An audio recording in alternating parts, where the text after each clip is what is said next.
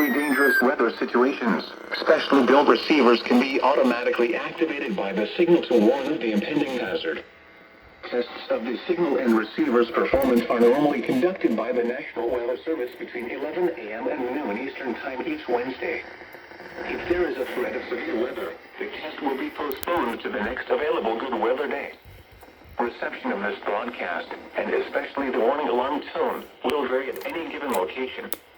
This variability, normally more noticeable at greater distances from the transmitter, can occur even though you are using a good quality receiver in good working order. The warning alarm tone will be activated for hazardous watches and warnings for the following counties in Indiana: Boone, Decatur, Delaware, Hamilton, Hancock, Hendricks, Henry, Johnson, Madison, Marion, Morgan, Rush, Shelby, and Tipton. This concludes the weekly test of weather radio station KEC74.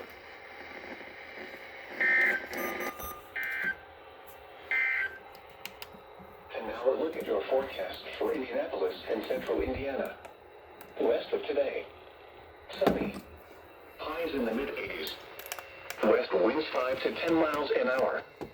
For tonight, clear, lows in the lower 60s.